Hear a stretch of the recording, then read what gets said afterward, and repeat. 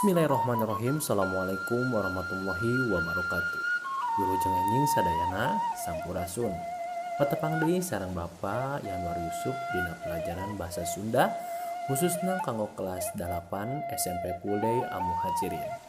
Dina pertemuan ayeuna insyaallah Bapak masih ngabahas ngeunaan mandu acara.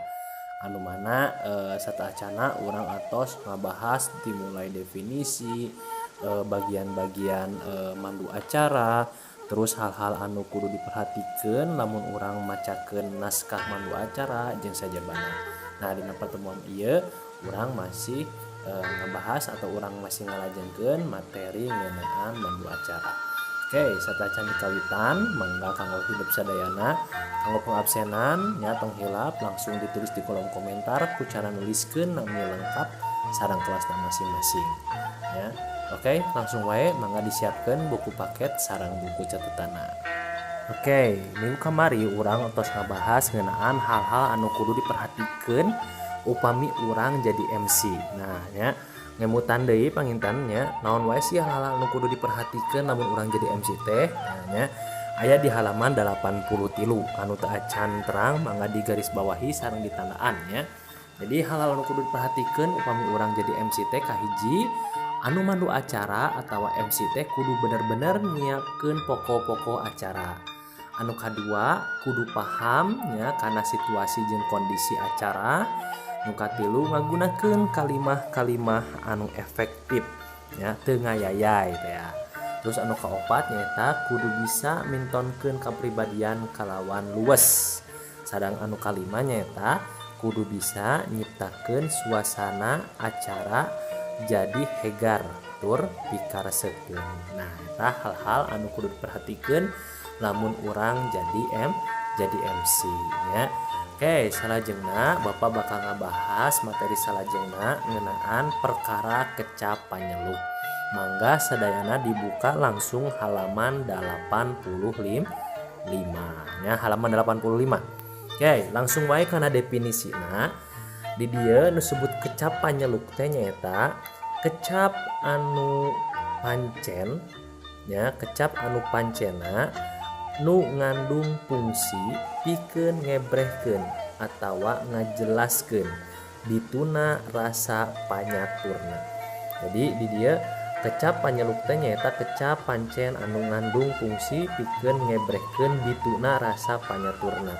Maksudna teh nyaeta kecap ieu teh fungsina ajang nunjukkeun isi hati si anu nyariosna atawa wawakil perwakilan ya. Kata perwakilan anu fungsina teh kata yang mencurahkan isi hatina. Nah eta teh kecap panyeluk. Nah naon pa contohna kecap panyeluk teh? Nah nya di dia tinggal nilik kana gunana. Nah urang ditinggal dina gunana. Kecap panyeluk teh bisa dibagi-bagi jadi babaraha bagian. Kahiji nyaeta aya kecap panyeluk dina bentuk sandi sora. Anu kadua nyaeta kecap panyeluk nya dina bentuk pangajak. Terus aya deui kecap panyeluk dina bentuk pangwilujeng.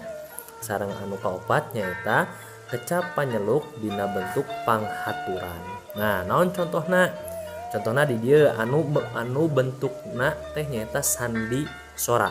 Nyaeta kecap ah nya, aduh, alahieung, ambuing, aya euy, terus aya euleuh nya, aya aya wah jeung sajabana. Nah, eta teh mangrupakeun kecap panyeluk anu bentukna sandi sora nya. Ah, aduh, alahieung jeung saterusna. Terus aya deui kecap panyeluk anu bentukna teh nyaeta pangajak. Nya contohna naon? Hayu, mangga, yu jeung sajabana. Ya. Terus aya deui pangwilujeng. Contohna naon? Wilujeng. Ya. Eta contoh kecapna. Aya deui panghaturan. Contoh misalnya teh nuhun atawa hatur nuhun ya. Nah itu merupakan kecap panyeluk dina bentuk panghaturan. Nah eta lamun urang nilik kana gunana. Ya aya opat sadayana. Mangga digaris bawahi heula. Kayak ke Bapak disebutkan contoh kalimatnya supaya hidupnya terang.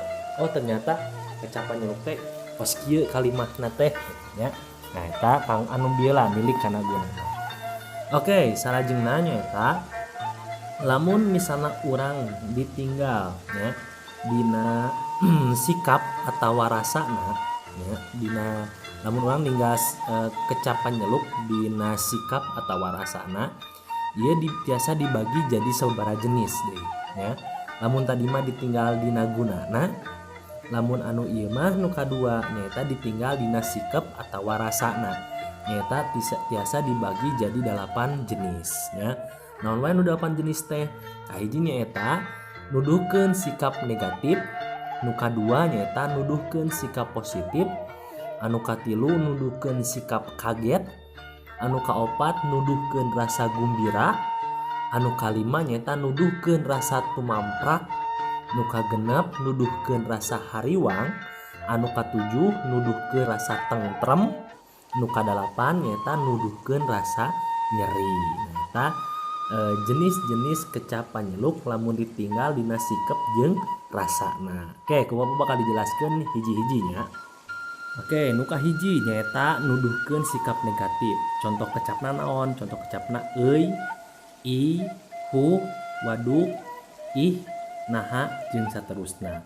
Contoh kalimatna mana? Bapak nyanak anu kecap ihnya, anu nuduhkeun sikap negatif. Ih, maneh mah tukang cuka cokot barang batur. Nah, itu teh kalimat negatifnya. Terus aya deui nuduhkeun sikap positif. Nah, contohna naon di dia alhamdulillah, syukur nya, adeuh jeung saterusna. Contoh kalimatna kumaha? Contohna misal teh alhamdulillah dinten ayeuna abdi kenging nilai 100 dina ulangan matematika. Nah, eta contoh nuduhkeun sikap positif. Terus anu nuduhkeun sikap kaget. Nah, kaget teh ruas ya. Contoh kecapna hah, euleuh, ambuing, masya Allah nya. Contoh kalimatna kumaha misal teh masya Allah ini maneh teh pinter di sekolah teh. Nah, eta kaget nya, nunjukkeun rasa kaget. Aya deui nuduhkeun rasa gumbira.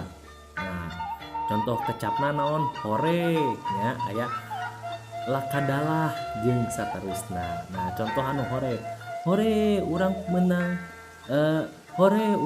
nilai 100 ulangan matematika. Nah, eta nunjukkeun rasa gumbira. Terus anu kalima nyaeta nuduhkeun rasa tumamprak nya, aya kecap atawa nya. Tumamprak teh naon? Tumamprak teh nyaeta pasrah nya. Baiklah urang mah punten sakieu oge. Nah, eta tumamprak atau pasrah.